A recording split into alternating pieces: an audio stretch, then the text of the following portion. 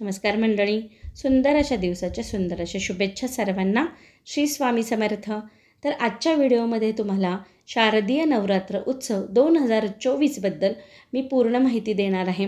शारदीय नवरात्र उत्सवाची सुरुवात कधीपासून होत आहे, घटस्थापनेचा शुभमुहूर्त केव्हा आहे, त्याचे महत्त्व, कोणत्या दिवशी कोणत्या नवदुर्गाची पूजा केली जाईल, तसेच देवीला प्रसन्न करण्यासाठी या काळात कोणत्या मंत्राचा जप करावा, नवरात्रीच्या या 9 दिवसात देवीच्या 9 माळा कोणत्या घालाव्यात, देवीचे 9 रूपे आणि देवीच्या 9 रूपांचे महत्त्व, तसेच देवीला प्रसन्न करण्यासाठी 9 नैवेद्य कोणते दाखवावेत, अशी संपूर्ण माहिती तुम्हाला आजच्या व्हिडिओमध्ये मी देणार आहे. व्हिडिओ खूप महत्त्वपूर्ण आहे, त्यामुळे शेवटपर्यंत नक्की पहा. अश्विन महिन्यात घरामध्ये देवीची स्थापना करून अखंड दिवा प्रज्वलित करून आदिमायेची मनोभावे पूजा करणे म्हणजे घटस्थापना किंवा नवरात्र उत्सव करणे. शारदीय नवरात्र उत्सव अश्विन महिन्याच्या शुक्ल पक्षाच्या प्रतिपदे तिथीपासून सुरू होतो आणि नवमी तिथीला संपतो. त्यानंतर दसरा साजरा केला जातो. घटस्थापना प्रतिपदा तिथीच्या दिवशी केली जाते. अशा प्रकारे येणारा नवरात्र उत्सव अनेक ठिकाणी मोठ्या उत्सवात साजरा केला जातो. यावर्षी शारदीय नवरात्री उत्सवाची सुरुवात गुरुवार दिनांक 3 ऑक्टोबर 2024 रोजी होईल. अश्विन महिन्यातील शुक्ल पक्षातील प्रतिपदा तिथी 2 ऑक्टोबरला दुपारी 12:18 सुरू होईल, तर 4 ऑक्टोबरला पहाटे 2:58 संपेल. उदयतिथीनुसार शारदीय नवरात्री ही 3 ऑक्टोबरपासून सुरू होईल. 3 ऑक्टोबरपासून सुरू होणाऱ्या नवरात्रीसाठी यावर्षी 2 शुभमुहूर्त आहेत. 3 ऑक्टोबरला घटस्थापना कलश स्थापना करण्यासाठी 3 ऑक्टोबर रोजी सकाळी 6:15 ते 7:22 आहे. सकाळचा शुभमुहूर्त हा 1 तास 6 मिनिटापर्यंत असेल. ज्यांना इतक्या सकाळी घटस्थापना करायला जमणार नाही त्यांच्यासाठी अजून एक अभिजित मुहूर्त आहे. अभिजित मुहूर्त हा सकाळी 11:46 सुरू होईल ते दुपारी 12:33 असेल. दुपारी तुम्हाला 47 मिनिटाचा शुभमुहूर्त मिळेल. तर यावेळी भाविक भक्त घरात, मंडपात, मंदिरात घटस्थापना करू शकतात. बऱ्याच ठिकाणी प्रतिपदेपासून नवमीपर्यंत नवरात्र उत्सव साजरा केला जातो. काही जणांकडे देवीच्या मूर्तीची प्रतिष्ठापना होते, तर काही ठिकाणी कलश स्थापना होते. त्यालाच आपण घटस्थापना म्हणतो. नवरात्रीच्या पहिल्या दिवशी आपण एकदा घटस्थापना केली की एकदा पूजा मांडली की आपण 9 दिवस हलवत नाही, म्हणजे आपण 9 दिवस देवांना हलवत नाही. नवरात्रीमध्ये देवीपुढे तेल तुपाचा अखंड दिवा प्रज्वलित केला जातो. देवीची त्रिकाल पूजा केली जाते, म्हणजेच दिवसातून 3 वेळा पूजा केली जाते. 9 दिवस फुलांची माळ घातली जाते. नवरात्रीच्या 9 दिवसांमध्ये देवीच्या 9 रूपांची पूजा केली जाते. अशा प्रकारे देवीची विशेष मनोभावे पूजा केली जाते. असे केल्याने देवीची सदैव आपल्यावरती कृपा राहते. शारदीय नवरात्र उत्सवामध्ये मा दुर्गाच्या 9 रूपांची पूजा केल्यामुळे साधकाला, भक्ताला सुख, समृद्धी, धन, धान्य प्राप्त होते. तसेच जीवनातील सर्व संकटे दूर होतात. त्याप्रमाणे या 9 दिवसात देवीला प्रसन्न करण्यासाठी देवीच्या मंत्राचा जप देखील करू शकता. तसेच श्री दुर्गा सप्तशती या ग्रंथाचे 14 किंवा 28 असे पाठ देखील करू शकता. कोणतेही अवघड मंत्रतंत्र न म्हणता अतिशय साधे सोपे मंत्र म्हणून तुम्ही देवीला प्रसन्न करून घेऊ शकता. त्यातीलच पहिला मंत्र म्हणजे सर्वमंगलमांगल्ये शिवे सर्वार्थसाधिके शरण्ये त्र्यंबके गौरी नारायणी नमोस्तुते. तर हा मंत्र अतिशय साधा सोपा आहे, आपण सर्वांनाच माहिती आहे. हा घटस्थापना करताना आणि 9 दिवसांचे उपवासामध्ये या मंत्राचे पठण अवश्य करा. किंवा अजून एक देवीचा मंत्र तो म्हणजे या देवी सर्वभूतेषु शक्तिरूपेण संस्थितः नमस्तस्यै नमस्तस्यै नमस्तस्यै नमो नमः. हा मंत्र मी तुम्हाला स्क्रीनवर दिलेला आहे, तो पाहून देखील तुम्ही म्हणू शकता.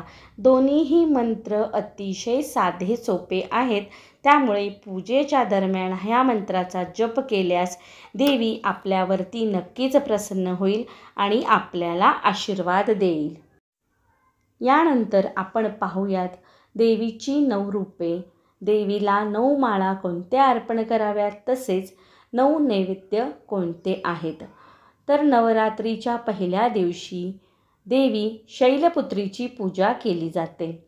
देवी दुर्गेने पार्वतीचे स्वरूप घेत हिमालयात जन्म घेतला, त्यामुळेच देवीचे नाव शैलपुत्री पडले आहे.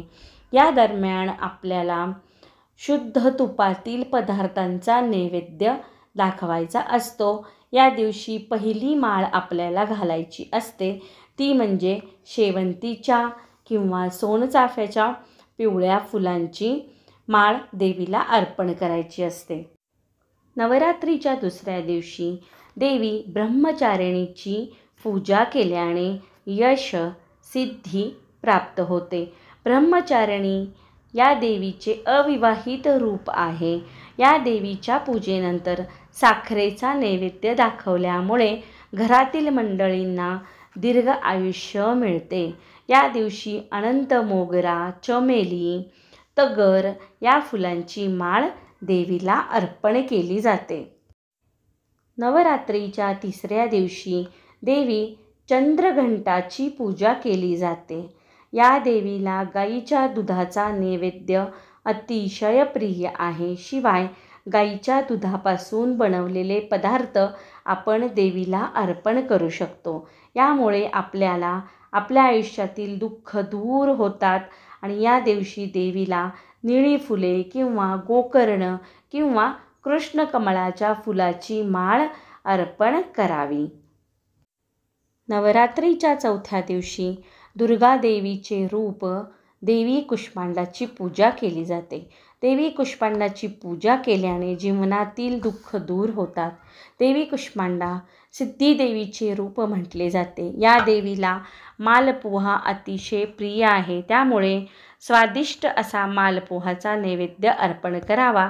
त्यानंतर तो लहान मुलांना खायला द्यावा. यामुळे आपल्या मनातील सर्व इच्छा पूर्ण होतात.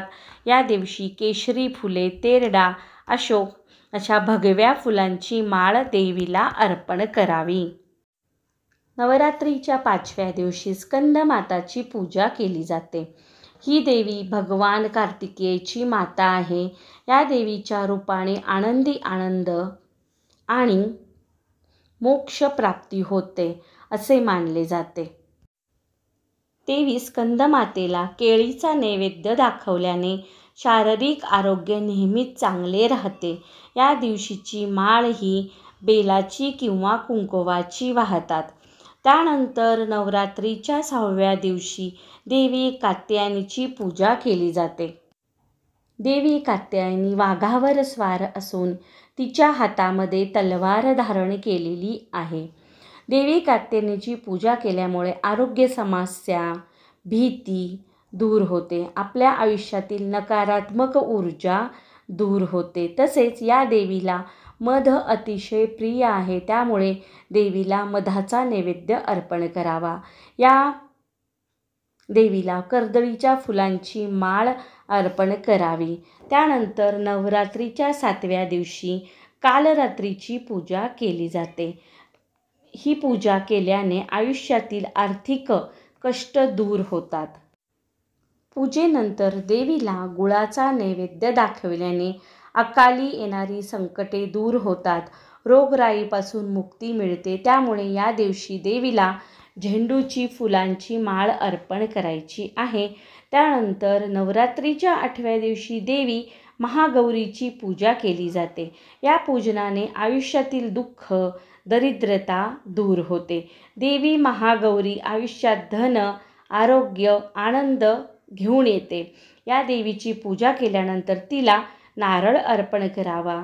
या देवीला नारळापासून बनवलेल्या पदार्थांचा नैवेद्य अर्पण करावा. या 8व्या दिवशी देवीला तांबडी फुले, त्यामध्ये जास्वंद, कमळ, गुलाब या फुलांची माळ अर्पण करावी. त्यानंतर देवीच्या 9व्या दिवशी देवी सिद्धिदात्रीची पूजा केली जाते. ही देवी कमळावर बसलेली असते. या देवीची पूजा केल्याने आयुष्यात सर्व सिद्धी प्राप्त होते. या दिवशी देवीला हलवा, पुरी, खिरीचा नैवेद्य अर्पण करावा.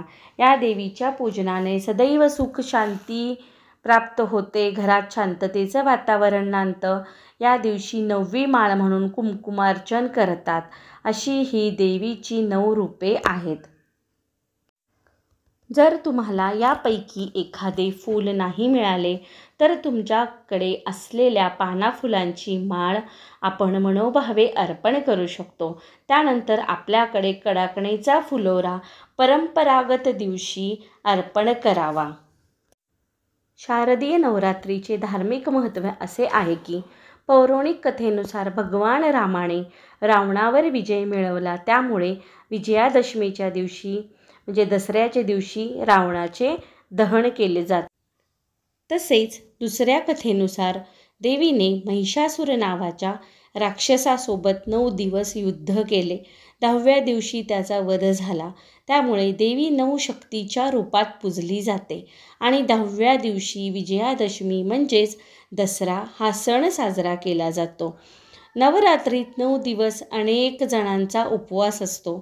अनेक ठिकाणी हा सण मोठ्या प्रमाणावर साजरा केला जातो. काही ठिकाणी मूर्तीची स्थापना करतात, काही ठिकाणी गरबा, रामलीलाचे आयोजन केले जाते.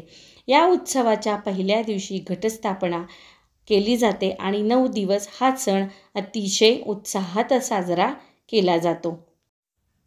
उत्सव साजरा करण्याची पद्धत प्रत्येक भागाप्रमाणे वेगवेगळी असू शकते आहे. माझ्याकडून काही राहिलं असेल, काही चुकलं असेल तर मनापासून क्षमा मागते आणि आता इथेच थांबते. असा हा 9 दिवसांचा नवरात्रीचा उत्सव मी तुम्हाला थोडक्यात सांगण्याचा प्रयत्न केला आहे. व्हिडिओ कसा वाटला कमेंट करून नक्की सांगा. चॅनलला जर सबस्क्राईब केलं नसेल तर पटकन करा, कारण पुढचा व्हिडिओ देखील खूप इंटरेस्टिंग आहे. आणि लाईक करायला विसरू नका. चला तर मग परत भेटू नवीन व्हिडिओमध्ये. सगळ्यांना श्री स्वामी समर्थ.